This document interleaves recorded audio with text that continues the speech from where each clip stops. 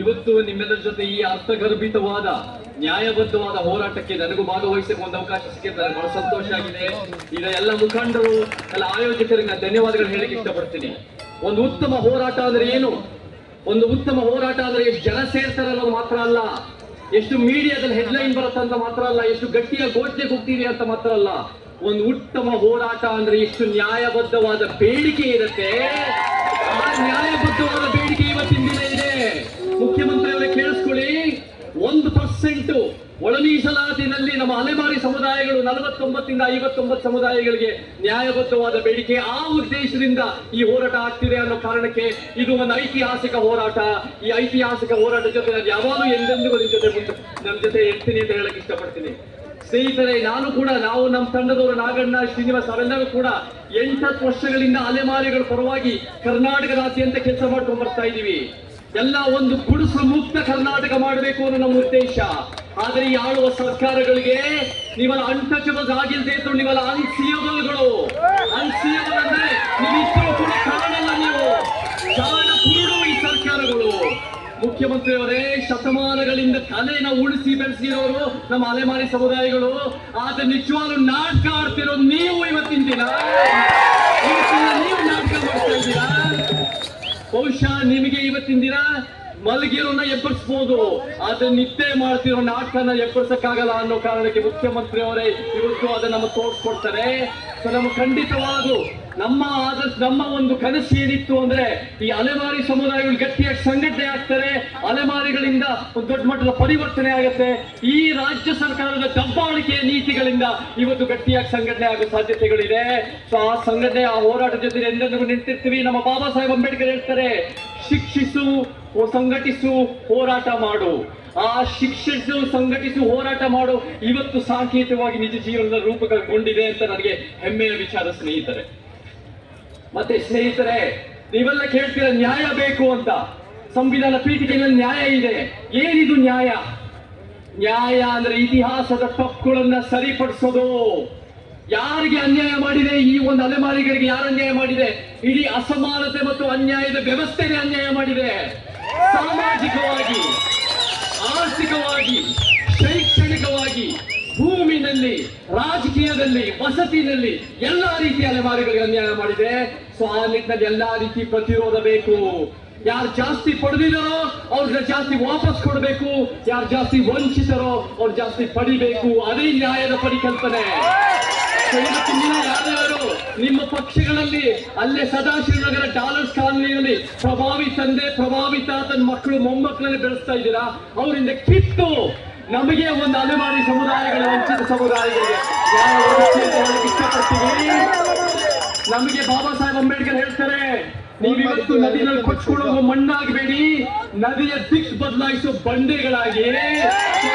ಇವತ್ತು ಅಲೆಮಾರಿ ಸಮುದಾಯಗಳು ಆ ನಿಜವಾದ ಬಂಡೆಗಳಾಗಿ ನಿಂತಿದ್ದೀರಾ.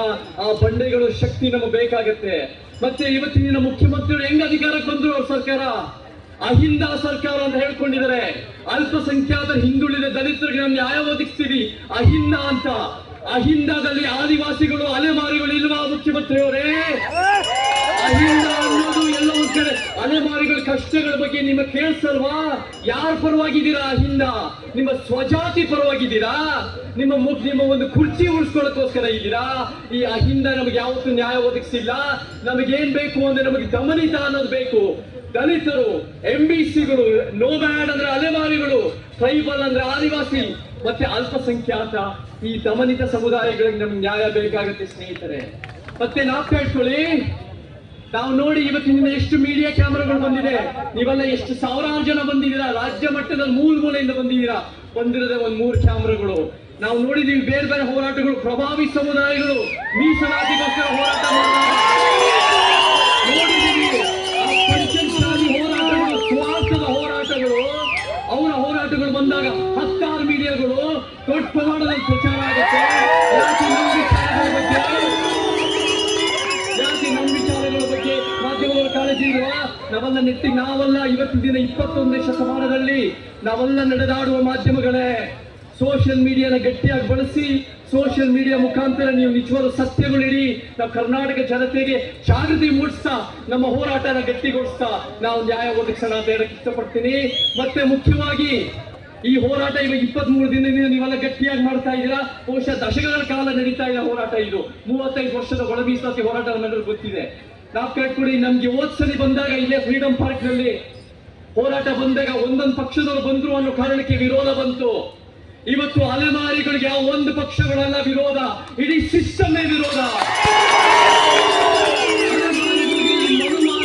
ಕಾಂಗ್ರೆಸ್ ಜೆಡಿಎಸ್ ಆಗಿರ್ಬೋದು, ಹಿಂದುತ್ವವಾದಿ ಬಿಜೆಪಿ ಆಗಿರ್ಬೋದು, ಎಡಪಂಥಿ ಕಮ್ಯುನಿಸ್ಟ್ ಆಗಿರ್ಬೋದು, ಯಾರು ನ್ಯಾಯ ಒದಗಿಸಿಲ್ಲ. ಯಾರಾದ್ರೂ ನ್ಯಾಯ ಒದಗಿಸ್ತಾರೆ ಅಂದ್ರೆ ನಮ್ಮ ಸಮಾನತವಾದ ಸತ್ಯ ಪಂಥ ಮಾತ್ರ ಅದನ್ನ ನ್ಯಾಯ ಒದಗಿಸುವ ಸಾಧ್ಯತೆಗಳಿದೆ. ಶಾಶ್ವತವಾದ ಪರಿಹಾರ ಬೇಕು ಅಂದ್ರೆ ಸ್ನೇಹಿತರೆ, ನಾವು ಅಧಿಕಾರಕ್ಕೂ ನಾವು ಒಂದು ರೀತಿ ನಾವು ಕುರ್ಚಿ ಅಲ್ಲಾಡ್ಸೋರಾಗ್ಬೇಕು, ನಾವು ಕಾನೂನು ರೂಪಿಸೋರಾಗ್ಬೇಕು, ನಾವು ನೀತಿ ಯೋಜನೆ ರೂಪಿಸೋರಾಗಿರ್ಬೇಕು. ನಾವು ಅಂದ್ರೆ ಯಾರು? ನಾವು ಅಂದ್ರೆ ಬರೀ ಅಲೆಮಾರಿಗಳಲ್ಲ, ಬರೀ ಎಸ್ಸಿಗಳಲ್ಲ, SC ST OBC ಮೈನಾರಿಟಿಗಳಲ್ಲ. ನಾವು ಅಂದ್ರೆ ಸಮಾನತೆ, ನ್ಯಾಯ, ವೈಜ್ಞಾನಿಕತೆ ಮತ್ತೆ ಸಂವಿಧಾನ ಪೀಳಿಗೆ ಅಳವಡಿಸಿಕೊಂಡಿರೋ ಮನುಷ್ಯರು. ನಾವು ಅಧಿಕಾರ ಹಿಡಿಬೇಕು, ಅವರೇ ನಮ್ಮ ಮಕ್ಕಳು ಮೊಮ್ಮಕ್ಕಳಿಗೆ ನಮಗಾಗಿರೋ ಅನ್ಯಾಯಗಳು ಆಗಿರೋದಕ್ಕೆ ನಾವು ನೋಡ್ಕೋಬಹುದು ಅಂತ ನಾನು ಹೇಳಕ್ ಇಷ್ಟಪಡ್ತೀನಿ. ಕೊನೆಯದಾಗಿ ಒಂದ್ ಹೇಳ್ತೀನಿ, ನಿಜವಾದ ಧೈರ್ಯ ಅನ್ನೋದು ಇವತ್ತು ಕಾಣ್ತಾ ಇದೆ. ಏನಿದು ಧೈರ್ಯ, ಏನಿದು ಎದೆಗಾರಿಕೆ? ನಾವು ಧೈರ್ಯ ಅನ್ನೋದು ನಾವು ಎಷ್ಟು ಚಿಮ್ಮುದು ವೇಟ್ ಎತ್ತದ ಧೈರ್ಯ ಬರಲ್ಲ, ನಮ್ಮ ಆಹಾರ ಪದ್ಧತಿಯ ಧೈರ್ಯ ಬರಲ್ಲ, ಎಷ್ಟು ಗಟ್ಟಿಯ ಗೋಷ್ಠಿ ಕೂಗ್ತೀವಿ ಧೈರ್ಯ ಬರಲ್ಲ. ಅನ್ಯಾಯದ ವಿರುದ್ಧ ಸತ್ಯ ನುಡಿಯೋದೇ ನಿಜವಾದ ಧೈರ್ಯ. ಆ ಧೈರ್ಯ ನಿಮ್ ಜೊತೆ ಅಲೆಮಾರಿಗಳ ಜೊತೆ ಎಂದೆಂದಿಗೂ ಇರ್ತೀವಿ. ನಿಮ್ ನ್ಯಾಯಬದ್ಧ ಹೋರಾಟ, ಐತಿಹಾಸಿಕ ಹೋರಾಟಗಳು ಜಯವಾಗಲಿ ಅಂತ ಹೇಳಿ ನನ್ನ ಮಾತು ಮುಗಿಸ್ತಾ ಇದ್ದೀನಿ. ಎಲ್ಲರಿಗೂ ಜೈ ಕರ್ನಾಟಕ, ಜೈ ಹಿಂದ್.